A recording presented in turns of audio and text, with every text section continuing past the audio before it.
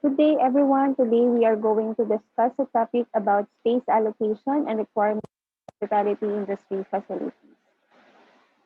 For the hotels, we are going to discuss the hotel facility design and architecture, time management and space determinants and utilization, the lobby in afternoon tea and capsule hotel green features, the new normal in hotel industry, and the future trends in the hotel industry.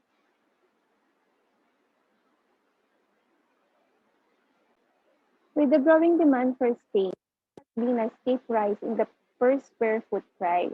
So this makes it an obvious reason why space is considered as an asset. For any establishment, it's all about creating spaces that is not only aesthetically appealing, but also comfortable and functional. So today, space planning is no more restricted to residential spaces, but has floated to commercial projects too. An idea is one that can accommodate everything as well as give you the desired comfort. So people involved in designing and constructing a hotel are the owner, which has the investor objective that is to earn profit, which is expected that the owner sees the hotel as a real estate investment and opportunity. So consultant plan, a facility planner expect a hotel to meet the strategic goals management as well as revenue earner for the investor. So architect along with a team of engineers work together for the development and design of the project. So here is the proposed facilities, hotel space requirements, and space allocation. So for the guest room, it should have 65 to 75% of the hotel. For the public facility, it should have 10 to 20%. So the public facility includes the dining room, the swimming pool, and etc. For the support facilities, it should have 10 to 15% of the entire hotel capacity. So this includes the kitchen, stewarding, the laundry. And then for the hotel administration, it should have at least 0.1 to 0.2% of the hotel capacity. Okay, so here are the space allocation considerations. So in space allocation, we need to remember the following. The site design that includes the visibility and accessibility, the surface conditions. So in regulatory restrictions, we have the site character orientation.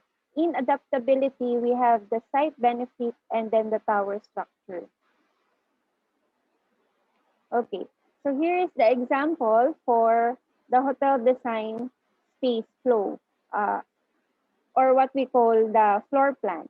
So when we say floor plan, this is a drawing to scale or to show a view from above of the relationship between rooms, spaces, traffic patterns, and other physical features of one level of a structure. Floor plans may also include details of features like sinks, water, heaters, and furnaces, and etc. So again, here are the examples of a floor plan, or here are the examples of floor plans. So as you can see, all the details are all the structure are in detailed, drawn in detailed.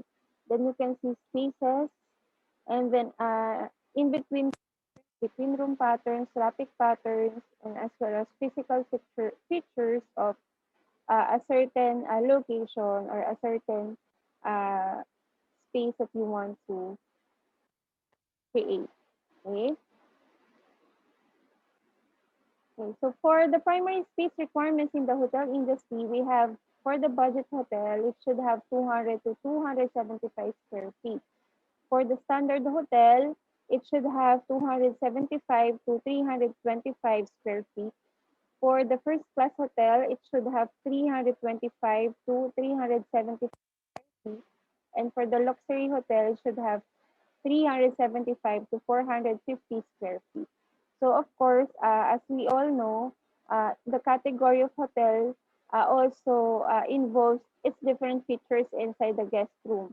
Okay, so for example, the budget category hotel. So because it's not too wide, so the equipment or the facility that you should include that into that room should be um, accordance to its space.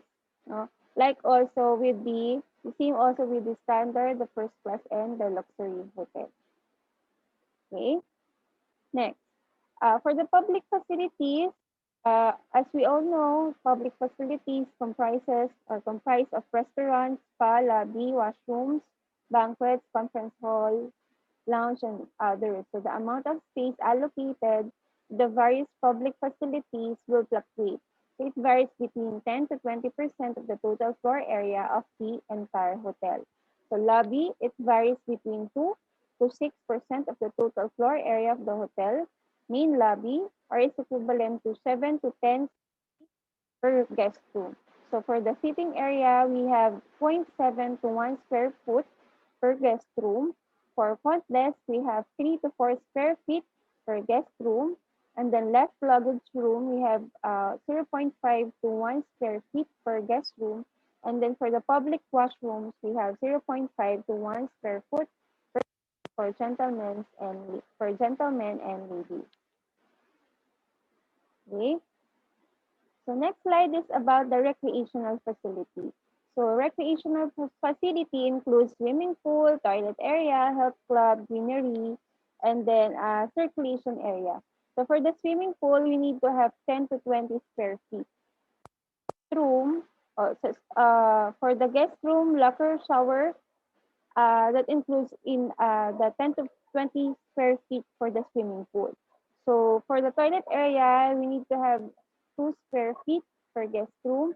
For the health club, we need to have 2 square per guest room. For the greenery, we need to have 1,500 square feet in all for the total summation. And then circulation area, we need to have that varies or percentage that varies between 15 to 20% of the total public area, excluding meeting room area as it's already considered under pre-function area. Okay. So for the main dining room, okay. So for the main dining room kitchen, so any specialty restaurant should have approximately of 30 to 45% of the restaurant of the specialty restaurant area for the kitchen. And then for the coffee shop kitchen, it should have 10 to 25% of the coffee shop area. For the banquet kitchen, 20 to 30% of the meeting room area.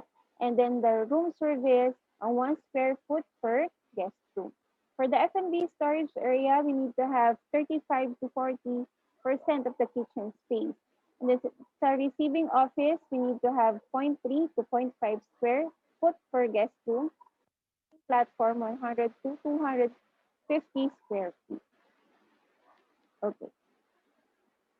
What are the 7 major design considerations in designing a hotel? So we need to have, of course, an efficient plan, a good location, the material should be suitable, good workmanship or teamwork, sound financing, competent management, and attractive appearance. The lobby of the Manila Peninsula. So as you can see in the pictures, there are many pictures of Manila Peninsula.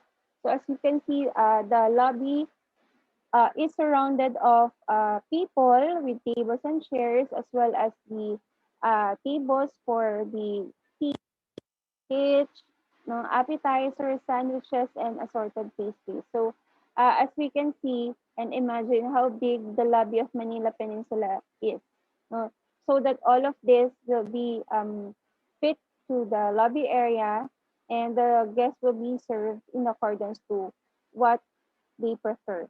Okay? So in the heart of the hotel, the lobby, the traditional peninsula afternoon tea has become a local and a beloved attraction for visitors since the hotel opened. So choose from carefully selected premium teas blended by the peninsula's tea masters, complemented with appetizing scones, rich teas, sandwiches, and assorted pastries. Okay. So for the next slide, we can see the different situations of the hotel during today, during COVID-19 pandemic.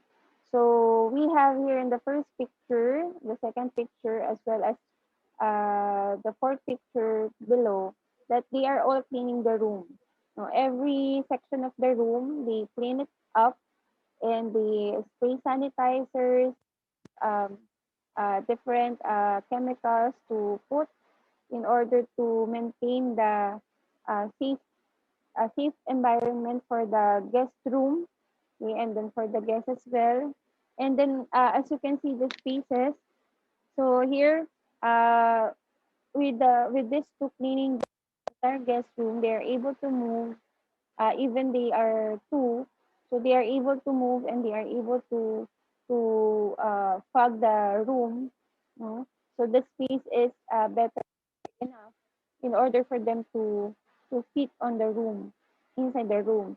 So here in the next picture we see different materials or equipment that are added to the hotel. So in compliance with the IATF or the mandate of the government to all the establishment to follow the standard health safety protocols. So they also follow the social distancing. So here in this example, we can see that people are not crowding, people are not near with each other, so they have a separate distance uh, for uh, for them to queue as a queue for what for for the customer to have transaction, they need to follow uh, standard spaces. They need to wear a face shield and face mask upon entering the hotel. Okay.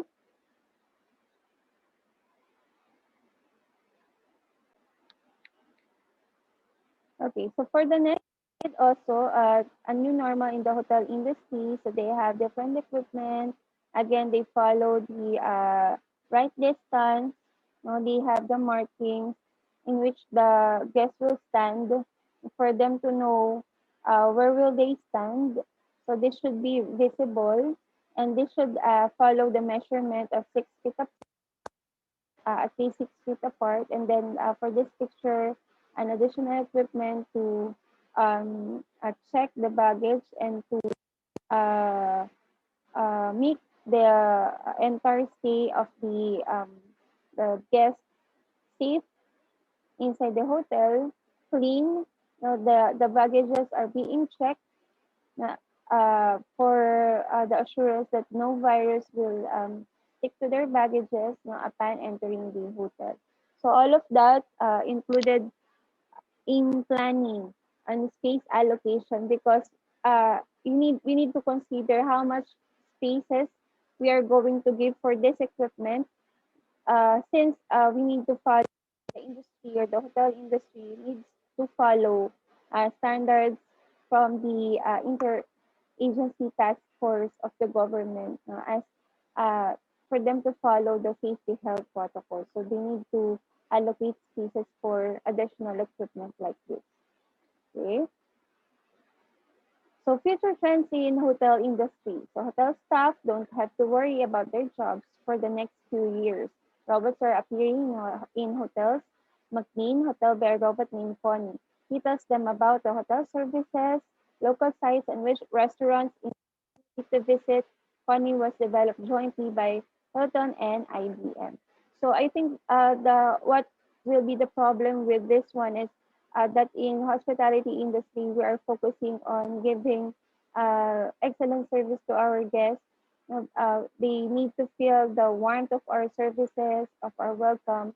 But with the use of this kind of uh, robots, they are not able to feel anything or they're not able to show feelings or emotions to our guests. Like when there are uh, personnel or there are real people who will serve them, so the feeling is different. But uh, so as a part of innovation, we need also to consider. Some hotels are considering this innovation because I think number one for the guests and for the staff. No? So that's why they create a robot instead of a real human being. And then another one is the efficiency of the work. And number three is curiosity. So when people hear about this a style, no, a robot who are going entertain or who are going to accept you in the hotel, no, it's very different experience. So as I have discussed from my last discussions that we are in the experience economy right now. So what matters really matters or mostly matters to guests are the experience they had during their stay in the hotel. So I think this is one of the advantages of this company. So they develop so in order for them to be different from others. No? So again, it has this step have advantages and disadvantages. For the technology, so this will boom uh, during this generation and up the future.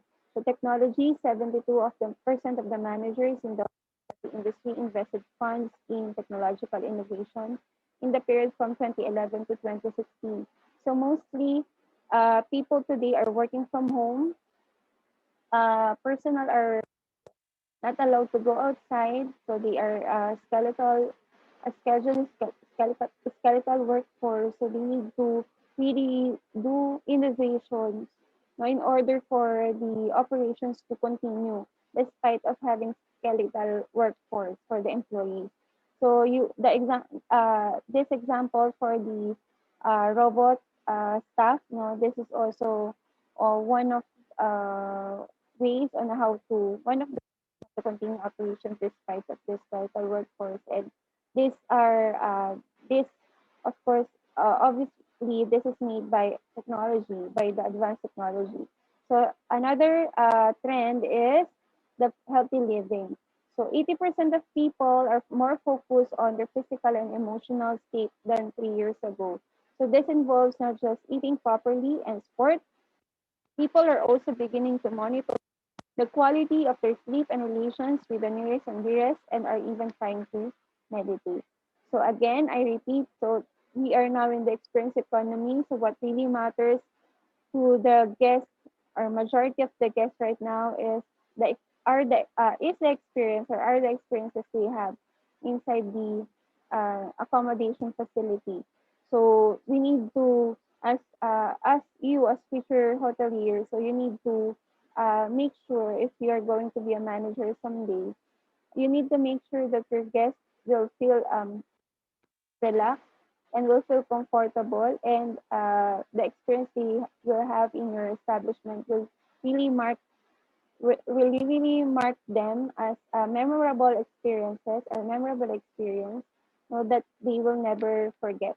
So they will able to share that with other with their family members and relatives. So this one of a marketing strategy as well. Okay. So here are some of the future trends in the hotel industry. Okay, so for the references for the hotel space allocation, you can check with this link, related videos, and this online references. Okay, so now we will going to discuss the space allocation for restaurants. Okay, so restaurants. Okay, so but before that, we have these pointers to this the components of restaurant space requirements, space allocations, primary space planning, space considerations, the importance of a well-planned layout, what to consider when designing your restaurant layout, the spatial strategies for physical distancing era, restaurant industry trends, and some key takeaways. Okay, so as we see in the pictures, we have here a restaurant, a wide space restaurant with chairs and tables that are designed for guest comforts.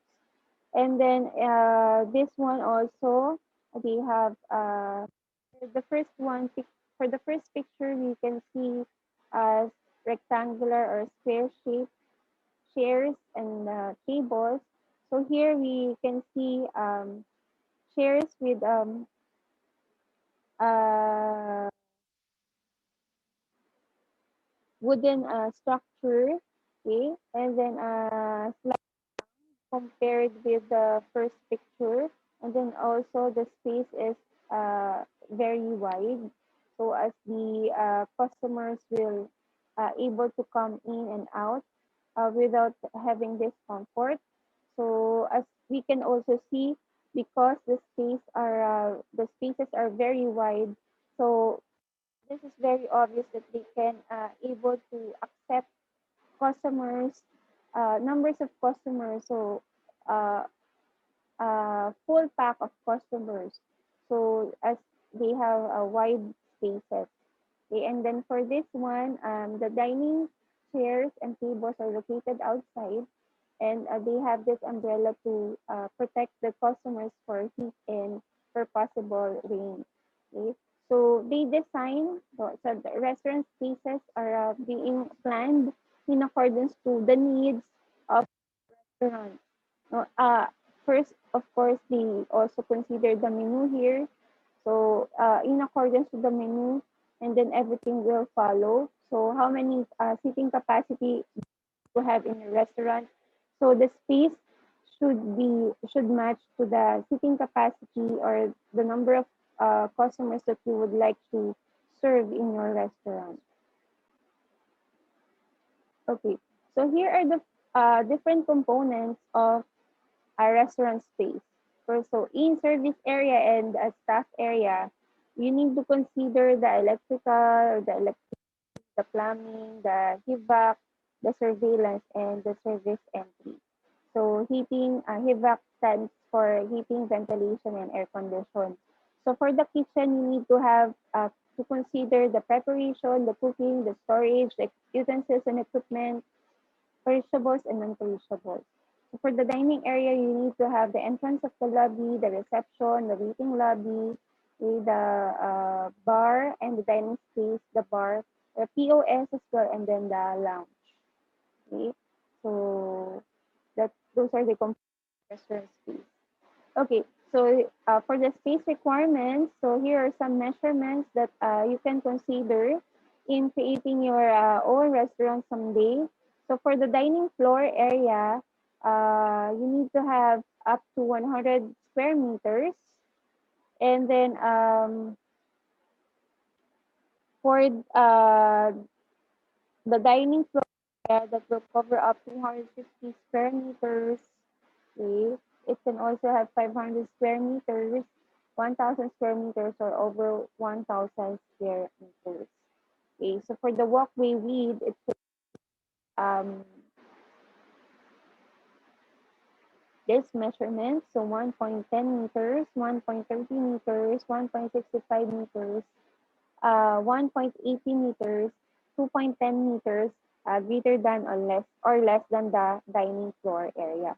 Okay, for the walkway widths, okay, for the type, for example, you have an exclusive restaurant, the chair occupancy per meal is 1. Okay, the kitchen area required for the unit of square meters per cover is 7. The dining area required for the unit of measure of square meters per seat is 1.8 to 2.0. And then, for example, you have the restaurant with high seat turnover. Okay, so for example, the turnover rate is 2 to 3 per meal. So you should have zero point 0.5 to zero point 0.6 meters square meters per cover. And then for the area, you need to have 1.4 to 1.6 square meter per seat. For the normal restaurant, which has a 1.5 occupancy rate, so the kitchen area should have zero point 0.4 to zero point 0.5 square meters per cover. And for this turnover should have 1.6 to 1.8 square meter per seat. And then for the inn, the guest house, which has a turnover rate of 1, the kitchen area should have zero point 0.3 to zero point 0.4 square meters. And then for the dining area should have 1.6 to 1.8 square meters as well. Okay. So for the toilets, if you have 50 customers, so you should have a one toilet for men and one toilet for women. And then you should also have two urinal bowls. And then the uh, measurement is 2 meters. And then for 50 to 200 customers, you need to have two toilets for men and two for women. You need to also have urinal bowls. And then for the measurement, you need to have three. So, but here, you need, if you have 50, so this is just the minimum. No, this is just the minimum, but you can also add. If it's 50 to 200, of course, you need to have also four urinal bowls in all. Okay, and then 200 to 400 customers, you need to have three for men and four for women. And then urinal bowls is six. And then or you can add additional, can have one. And then the urinal measurement should be 4 meters. Okay, so for the total space requirements for the that you need to have, for example, you have square tables which has 4 seats. The waiter service should have 1.25 square meter per seat, and then the self-service is 1.25 square meter per seat as well. For rectangular, you can have 4 or 6. For the waiter service, you can have 1.10 to 1.05, and then for self-service, you can have 1.10. Okay. And then if you have 8 seats, 1.05, same with the 6 seats. Then for the self-service, you need to have 1.05. Okay. And then as you can see, as the number of customers, or the number of expected customers are larger, the stiffer the area, because as you can see, yeah, there are more tables and chairs to put. So you need to have spaces between aisles, and then those spaces should also, for you to be able to get the total number of capacity that you planned for your restaurant, you need to adjust for the space. Here, as the more seats are available, the stiffer space is planned for the aisles, or for the space requirements for the dining rooms. Okay, for the main aisles, minimum of 2 meters wide, intermediate aisles minimum of 0.90 meters wide, and then for the side aisles you should have 1.20 meters wide. But it's of course up to the owner if he or she has capacity to adjust the spaces, no, or to add more spaces for the customers to move more comfortably, as like we have seen in the pictures. No, it's okay. So this is just minimum requirements. No, you can adjust this. So when you feasibility study, you can base, or you can adjust, or you can add. It depends upon you. We just need to justify what is the purpose of adding spaces for the dining areas, or the dining rooms. Okay. So for this picture, we can see measurements as customers are sitting, and waiter is serving the guests. No?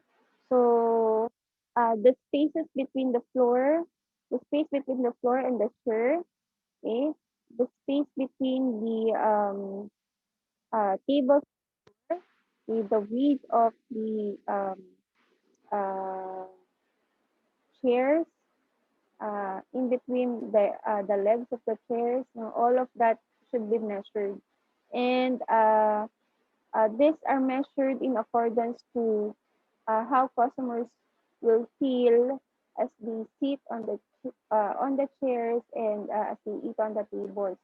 Also, as here in the picture, while getting up And this one while eating, while sitting down, having a waiter, so men and women. So of course, they also consider the different features of both genders, okay, and then the measurement of the tables, okay. So all of that are should be measured, okay. So, and all of the measurements should also be presented on your feasibility study, okay. So please have a research on what would you would like to put in your feasibility study in terms of space allocation, and you need to justify why they came up with that plan. Okay? But you need to consider here, no, you need to consider the how customers will feel, how the customers will feel when they sit, when they stand up, when they eat.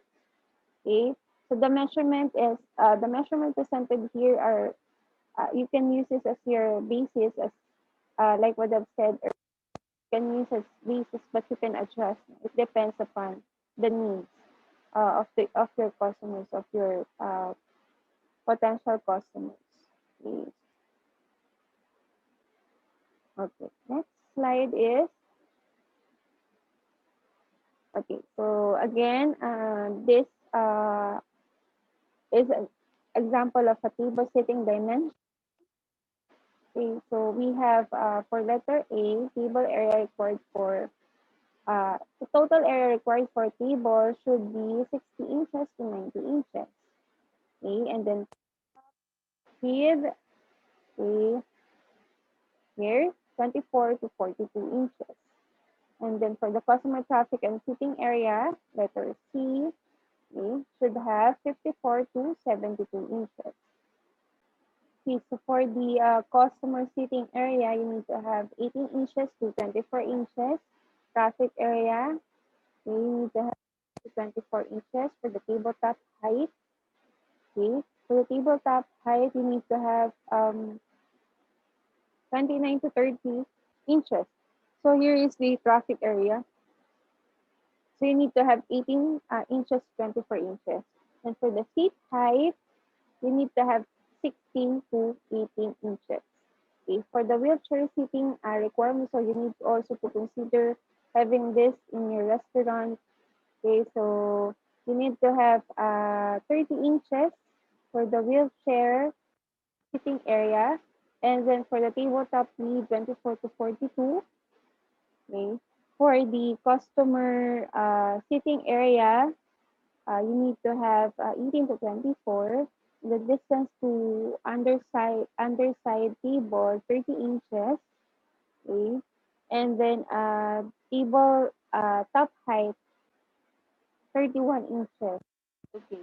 So as we differentiate the wheelchair sitting area to normal customer sitting area, of course, the wheelchair is much wider than the uh, customer sitting area. Okay. Uh, for the wheelchair sitting area, should have 30 inches. Okay. For the customer sitting area, it can vary from inches to 24 inches. Okay. So how much restaurant space do you really need? Okay, so entrepreneurs who are new to the restaurant industry often look to build large, beautiful buildings. But the truth is, a large restaurant space will only fill during peak events or times, leaving it as wasted space the majority of the time. So the challenge is assessing your restaurant's overall size to affect ratio. Okay, so you need also to think of the schedule or of the days of the week and the season in having or in creating your restaurant spaces or allocating spaces, because as we have here in the PowerPoint discussion, it says here that the large restaurants will only be filled during peak or peak event times. Okay, so if you wanted to have a wider space of, if you wanted to have your restaurant to have wider space, you need also to think of ways of what you're going to do if, uh, or during peak season. No, if there are no customers coming in, or walk-in customers coming in, so is it open for uh, events such as birthdays, wedding celebrations, or if it can cater meetings, conferences. Okay? So if you have wide space or large spaces, so you can consider doing that in your restaurant. Okay? So as the space should not be wasted, and of course for you to income, out of those pieces. So everything that you will plan um, should directed to your goal, no? Which is of course to first is to have a satisfied customers, and then the next is to be profitable. Okay, next. So for the primary space plan, so the general seating guidelines that should be observed are for fine dining, it should have 18 to 20 square feet. For full service restaurant, it should have 12 to 15 square feet. Counter service, it should have 18 to 20 square feet. For the fast food, minimum of 11 to 14 square feet. And then for the table service, should have 15 to 18 square feet. Okay. So here, for the restaurant space, the dining area is much wider or is much larger than the kitchen or the preparation area. Okay, so obviously because all of the transactions with the guests are done in the dining area. Okay? And then you have the waiters and the staff who will be included in the number of people working inside that area. So it should be larger than the kitchen area. Okay.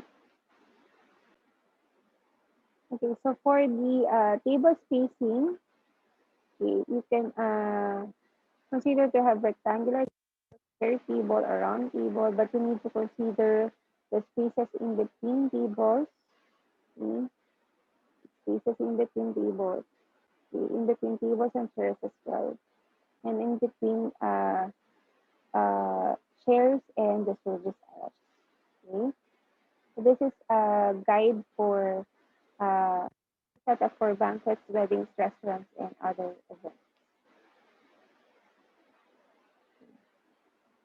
Next is the importance of well-planned restaurant layout. So the importance of well-planned restaurant layout is first is the circulation and movement. Okay? The connectivity between the restaurant front and back end, or the front of the house and the back of the house. Then for diners and staff, and then optimum utilization of space. And then lastly is, and also the most important is safety. Okay? Okay, so here's an example of a restaurant design space flow. Okay, so we have here the entrance, where people will come. Okay. We have here the chairs, the tables, and other areas of the restaurant. Okay, we have here the POS. Okay. So exit points here. So you need to have this also in your feasibility study. Okay, what to consider when designing menu in your restaurant? Okay, so of course, outline each space when designing your restaurant layout. So outline each space, think about capacity, consider bad seating areas. So lay out your kitchen, design the guest or the restrooms, and don't forget the outdoor space or the parking spaces. Okay. So this is an example of spatial strategies for the physical distancing area. So we have here the pre-COVID, the current, and the post-COVID. So for the pre-COVID, for with the capacity of 180 seats, you know, we have here 400 square feet, or sorry, 4,000 square feet. and then for dining and takeout, and then for uh, let's here post COVID we have 150 seats.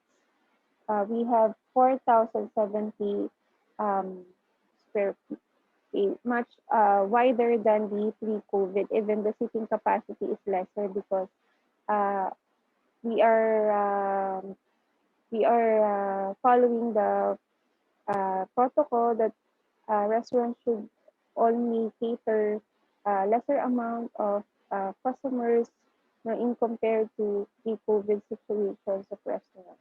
That's why the number of seats are lesser. The dining spaces should be wider. Okay? So here, with the pre-COVID, deliveries come through building elevators and are immediately discharged into the kitchen service and food prep islands within public subject to contamination. So for the current situation, meal pickups are currently happening single file in the vestibule,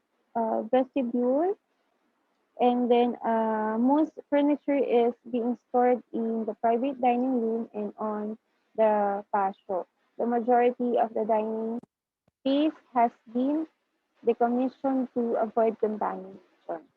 For the post-COVID, extended outdoor seating expands to make up for lost seating in the dining hall, canopies, and movable heating lamps extend the outdoor season into cooler months.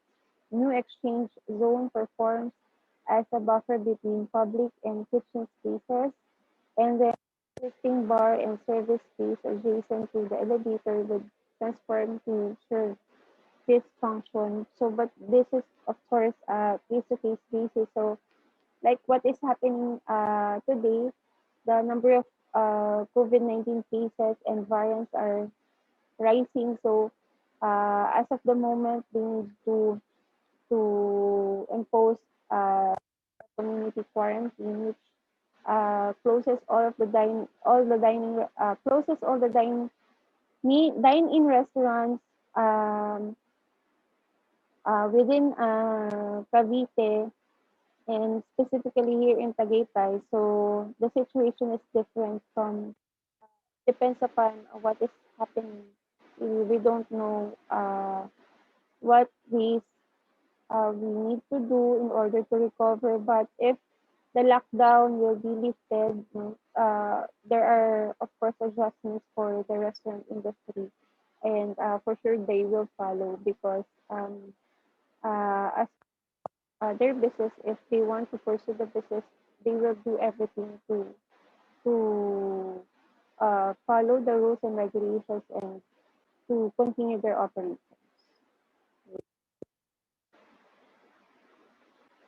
Okay, so here in the picture, it just shows how the restaurant industry coped up with the current situation of COVID-19 pandemic, how they are adjusting and how they are following the protocols. So here in one of the fast food chains, so they have the big markings here on where the customer will stand in order to wait for their turns.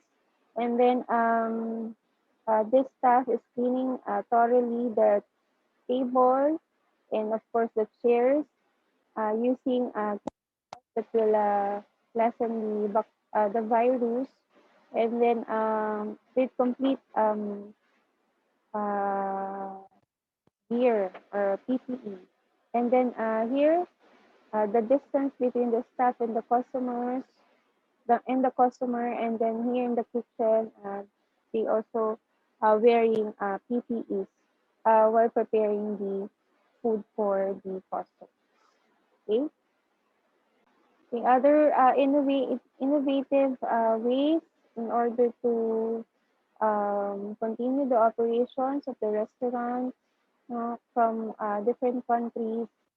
So as you can see, they have this um, acrylic divider, which have nice shape. It's not common shape, unlike not like the what is usual. And then we have here stuffed toy in order to inform the guest if the seat is not available. Then this one they have mannequins, and then this one they have this hats to know the distance between each other. No, so this will dictate far customer should be from the other customer. So it's very entertaining as well. So they do these innovations in order for their operations to continue and in order for the potential customers to cater their services because if they will just stick or will just be the same as others, there will be no curiosity from other from the customers or the potential customers. And again, I will repeat, no, the customers today are more of the experience rather than others or food and ambience will just follow, but the experience is their number one target whenever they go to restaurants at other hospitality industry facilities. Okay? So when you create your feasibility structure, uh, you are able to uh, entice the customers um, attention, no? For your industry or for your business to become different from the others. So it's important that you show uniqueness to your business. Okay. Okay. So here are some of the trends. We have the deliveries. We have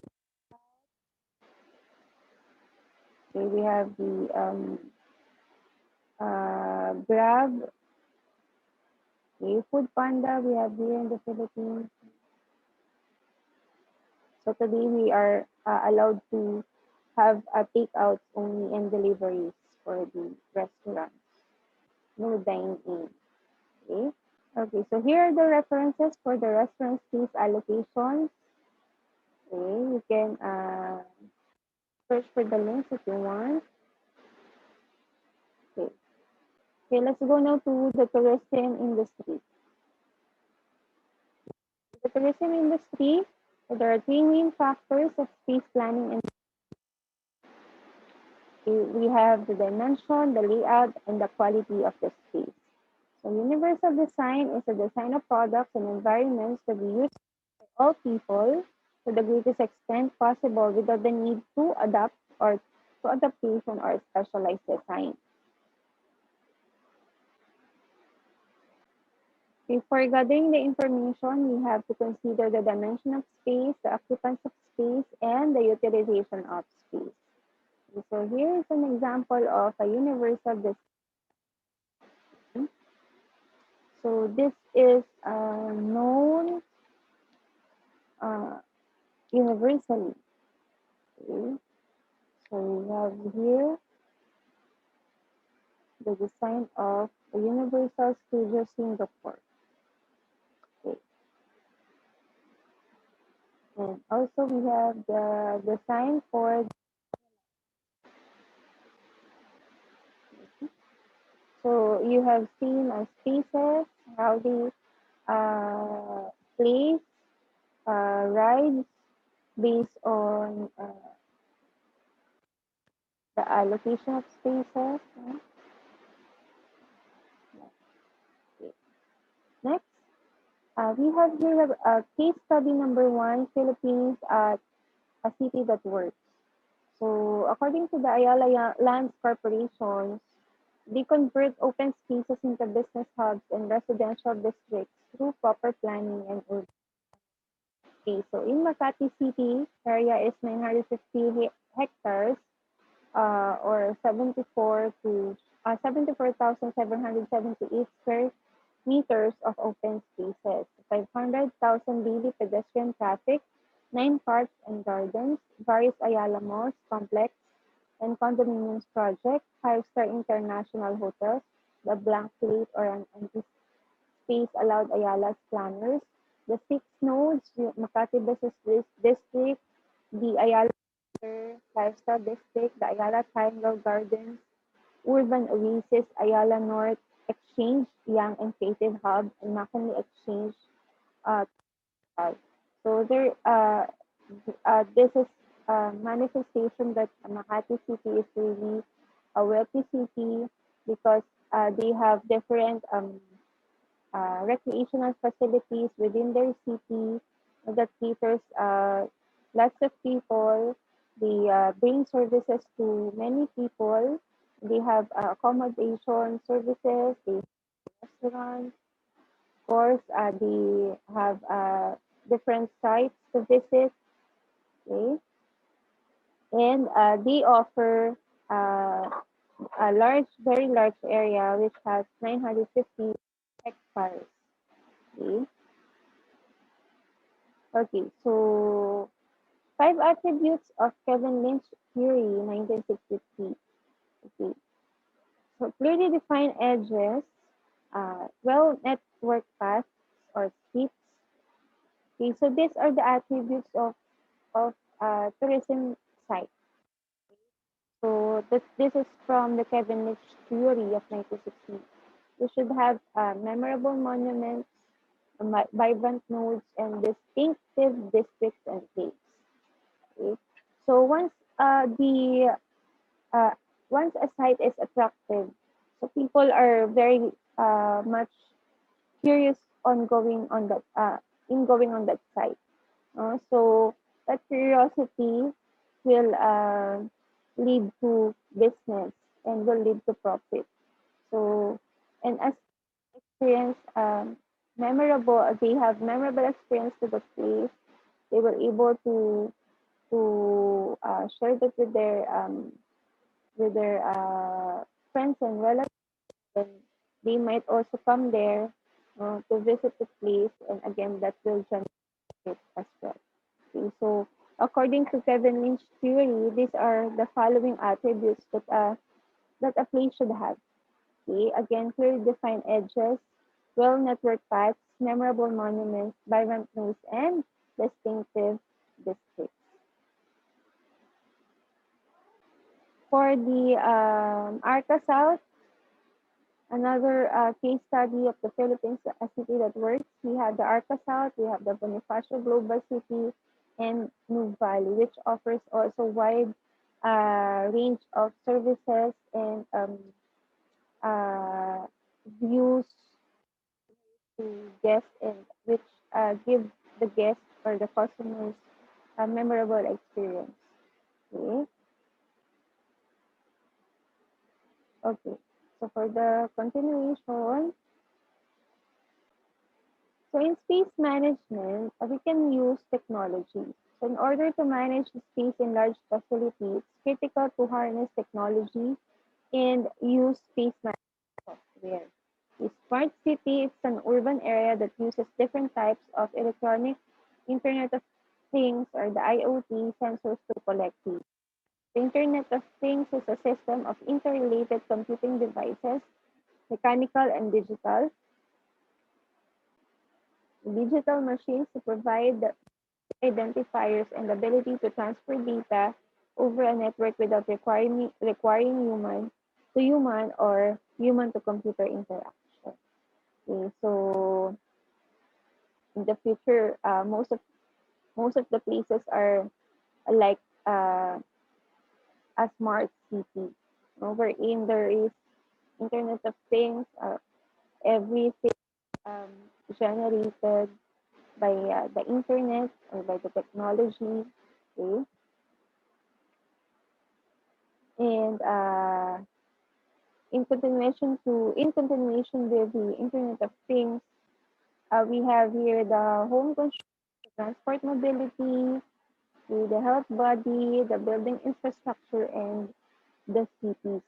So today, as one of the trends of tourism industry, we have this virtual tour, in which they will show places virtually. You have an opportunity to see different places in the Philippines or in the world virtually, because we are restricted now to travel from different places.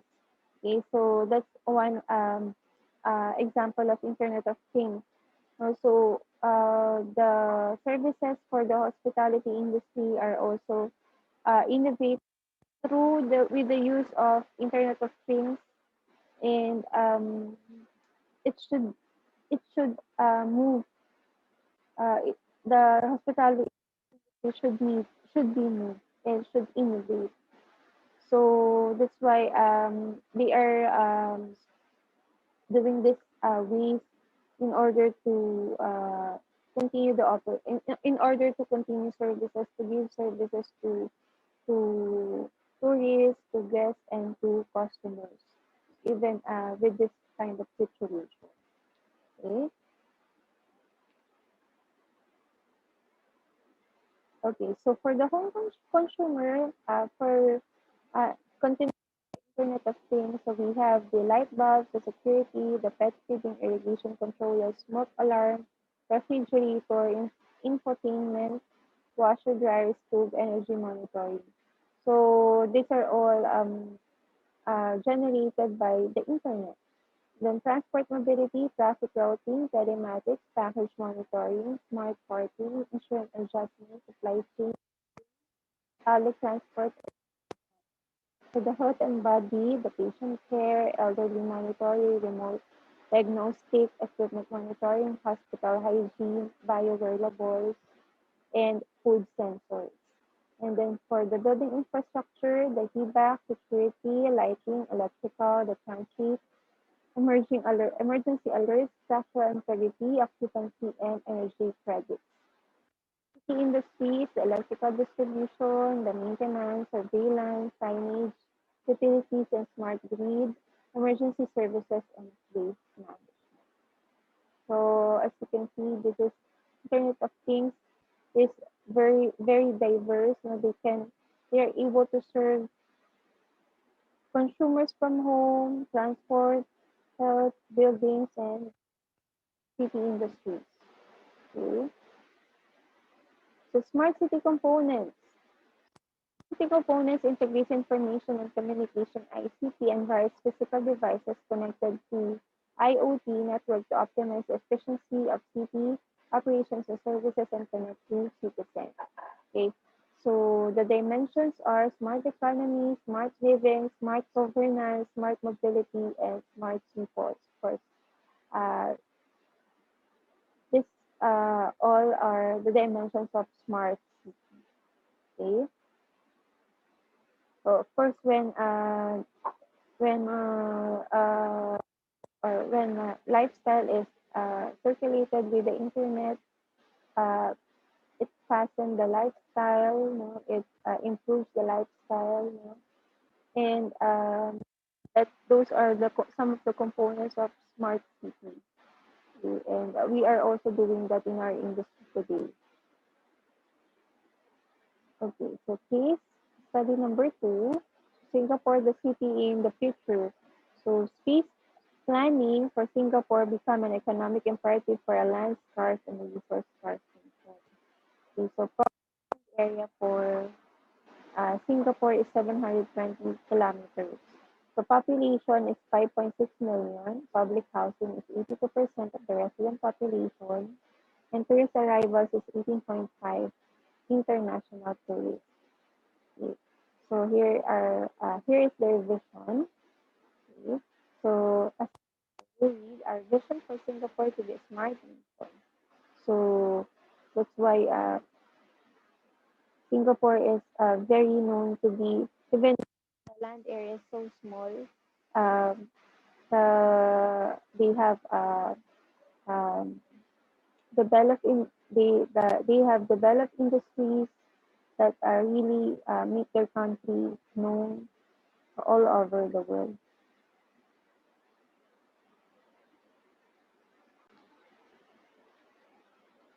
A roadmap to better living is well-designed and community-centric, sustainable, and smart.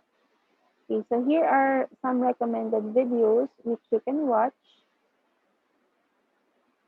in connection to the case study. So the framework, applications and services, we have livable, efficient, sustainable, and safe environment. We have smart planning, smart environment, smart estate, smart living, and smart community. So they also have enabling infrastructure with the internet connections, communication, sensors, and data hubs. Smart City Singapore.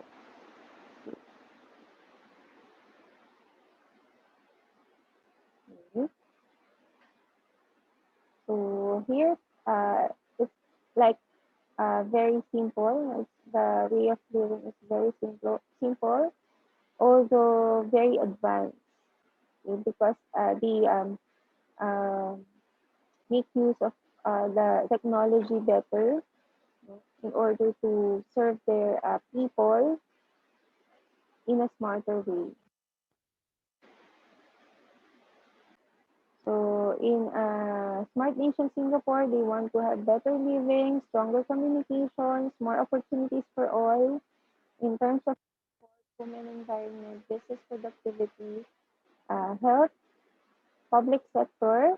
The vision for Singapore to be a smart nation, a nation where people live meaningfully and fulfilled lives, enabled seamlessly by technology, offering exciting opportunities for all.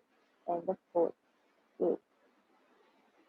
The smart cities become differential factor for some tourists visiting a destination as it improves the quality of life and experiences of both residents and visitors through technology, environment, sustainability, innovation, and accessibility and mobility of people.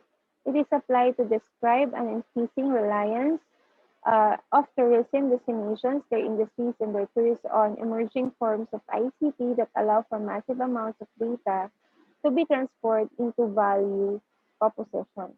It is a term used to describe efforts aimed of using technologies innovatively to achieve resource optimization, effective and fair governance, sustainability, and quality of life. Okay. What is smart tourism? Smart tourism involves people or multiple components and layers of smart that are supported by ICT.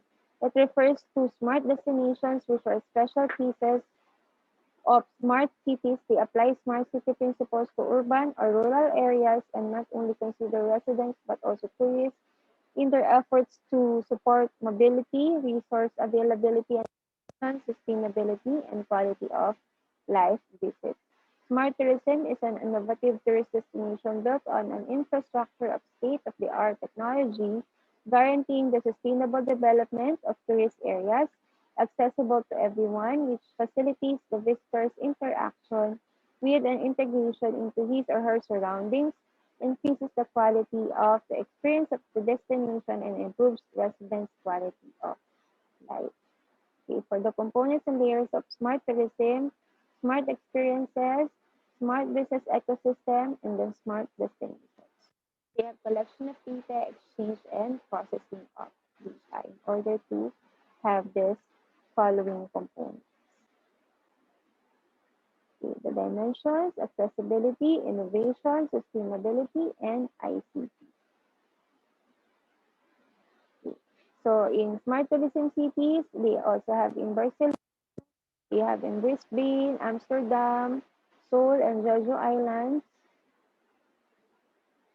Okay, you can you can watch the video links here. And then for the takeaways, okay, so smart city, the creation, integration, adoption of smart city capabilities requires a unique set of frameworks to realize the focus areas of opportunity and innovation central to smart city projects. The smart city concept integrates information and communication technology and various physical devices connected to Internet of Technology. So net to optimize the efficiency of city operations and services and to connect with the citizens. Okay? A fully functional development must have proper planning, urban design, or making landscape, architectural design for parks and open spaces, and a comprehensive infrastructure. The key for smart city and smart tourism are accessibility, the innovation, the technology, sustainability, of course. So smart tourism means exploiting operational time real-world data, integrating and sharing data, and using complex analytics, modeling, optimization, and visualization to make better operational decisions. Success is an open space, a real estate development is definitely by design that is grand in scale, scope, and vision. Okay? Realization will then be, as Bernard stated, make no small plans, they have no magic to scare mentors, and probably themselves will not be realized. Make big plans and aim high in hope and work, remembering that a noble logical diagram once recorded will end. Okay, so here are the following references. Okay, so again, IoT means Internet of Things. So thank you very much, everyone. I hope you have lots of things, and I hope you can uh, it can reflect to your feasibility study, okay, and then for the concept that you will present. Okay, so just review all of the chapters that we have discussed for our prelim examination. So again, thank you very much and stay safe, everyone.